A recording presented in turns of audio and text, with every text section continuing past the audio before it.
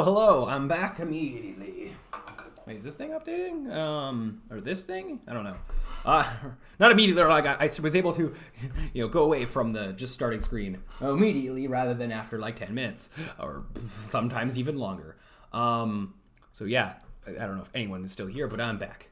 Man, I was on a call with someone that was helping me with this a little bit, so that's why I had to start the stream, and that's why I'll have to probably stop the stream again later. But for now, I continue to write this essay. That's going swimmingly so far. So I think we have our intro done. Good enough anyway.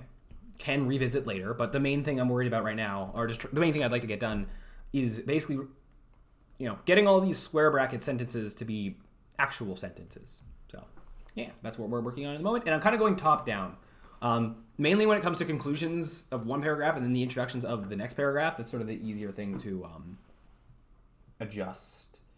Hold on, let me do a thing. Get my phone watching my stream. Get myself that one viewer. There we go. Oh, yeah, updated fast. Okay, so yeah, so continuing to do this, the sort of intro paragraph here, where I talk about the solving of the cube, what the cube is, all that sort of stuff. So hold on. Oh, definitely I can do that. Okay. A simple yet deceiving puzzle involving turning the many sides of this cube to mix up its color. Oh, wait. This isn't grammatically correct. Wait, this is not an introduction. Hold on. Wait a minute. I pasted that in from something else. And then I'm realizing it doesn't fit as much as I thought it was. I'm also, down here is a bit butchered.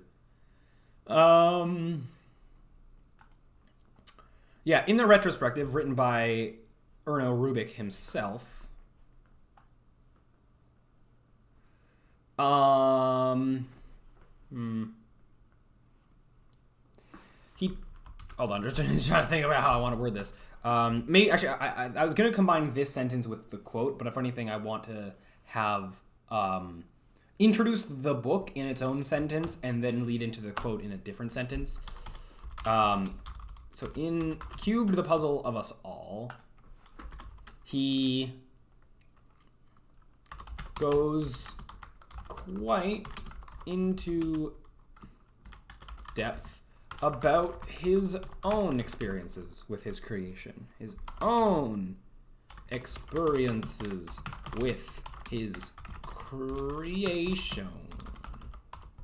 Okay. The first time the creator scrambled it, there is definitely something weird about the formatting of this is weird. Oh, because that's an Arial and that's in Times New Roman. That would make sense.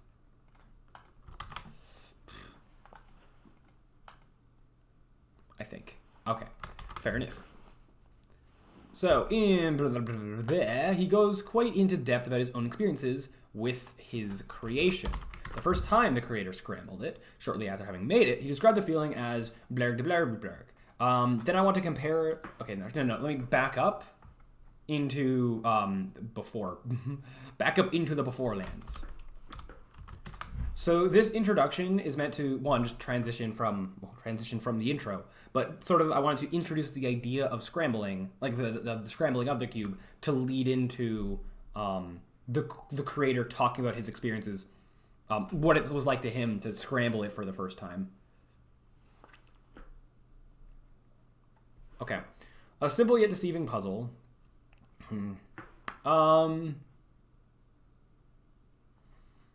So I need to do both. I need to tell just more about what the cube is and talk about the scrambling of it to lead into solving it. So how do I do that?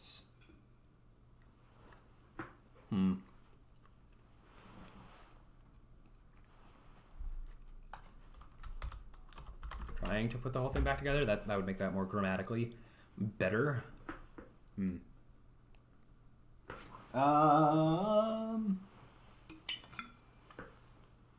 is empty.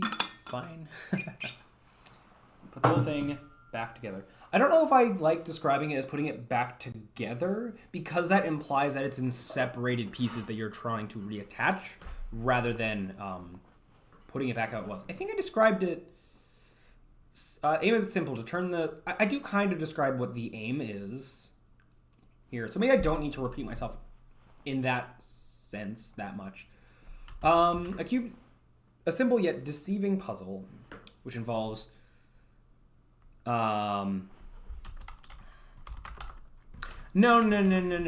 This would be, if I have this way of calling it simple but complex, then that means I'll be doing in this essay 3 times in kind of the same way, which seems like a not good thing to do. So maybe I should kind of throw out that analogy here, because I do it in the intro and I do it in the conclusion. So, like, it's simple, but it's not. There's more than meets the eye. Wait, hold on. If I describe it differently, then I can use it. There's more than meets the eye when it comes to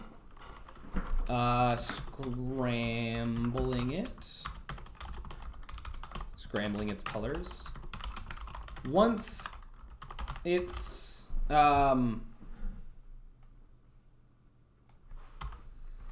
then in the retrospective, written by Rubik himself, Cube, the Puzzle of Us All, he was quite in depth with his own experiences with his creation. Those sentences are disjointed, but I need to like introduce the book, because what I'm talking about, or like what I'm getting at here is I'm talking about, so I introduce the idea of scrambling it, and then I go the first time the creator scrambled it shortly after having made it, blah, blah, blah, blah, and then I talk more about the analogy there. But I need to introduce the book.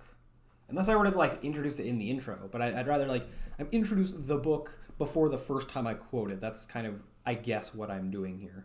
So how do I introduce the book? Mainly just enough to have the title and the fact that it was written by the guy, while also bringing up scrambling. In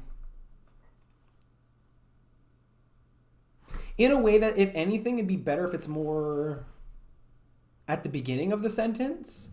Because like I say, in it, blah, blah, blah, he goes into detail about scrambling the cube or whatever. But it'd be better in terms of how it transitions from one sentence to another if it doesn't have to be the word scrambling, but like that idea was more at the beginning of the sentence. So there's more than meets the eye when it comes to not it. More than meets the eye when it comes to scrambling the cube's colors. At the end, I can go back through and be like, what analogies am I using for the cube as I go through to not repeat myself too much. Now just, what did I just change? Oh, okay. There's a double space, I guess. When it comes to scrambling the cube's colors,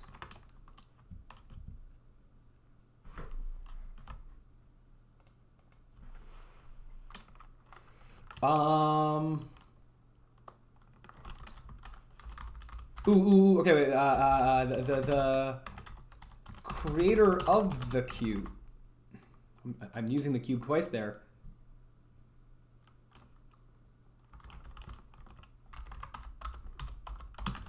Cube, Erno Rubik himself.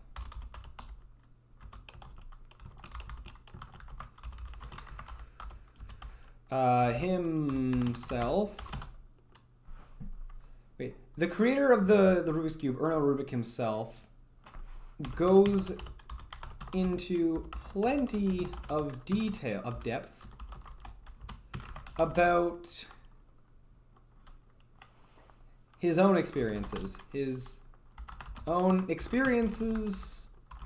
Wait, well, with scrambling the cube. Wait, hold on. I don't. It goes into plenty of detail about scrambling it in his retrospective. In the retrospective,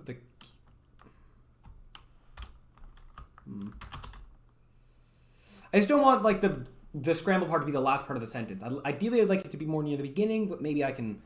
This might be fine enough. Goes into plenty of depth about his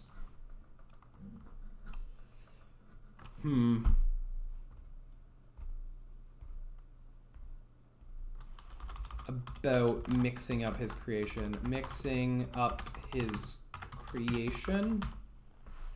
And me, I don't use the word creator, creation so close together. Inventor.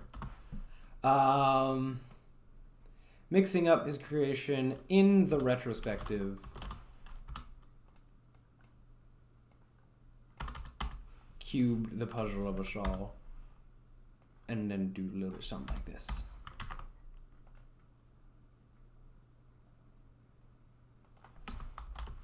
Okay. So the inventor of the Rubik's Cube, Erno Rubik himself, goes into plenty of detail about mixing up his creation in the retrospective cubed the puzzle of us all. The first time the creator scrambled it,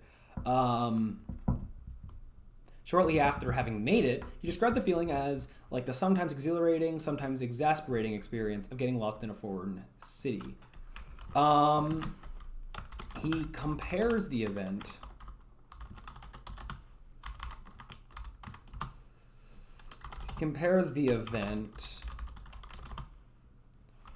with trying to find your way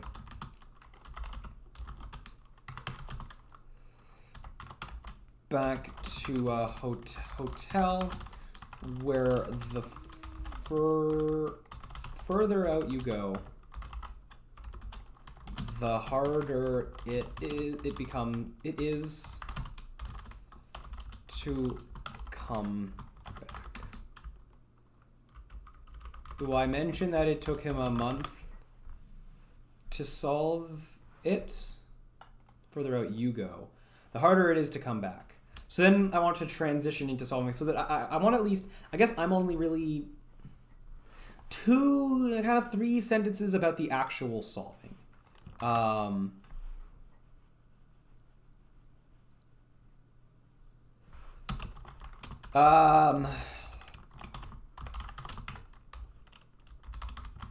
comment, wait, so the actual acronym here is CFOP. A common method, a quite common method of solving the cube involves, so I don't need to go into super in-depth tutorial mode about all the different pieces of this. Is that my stream notification? Yes, it is.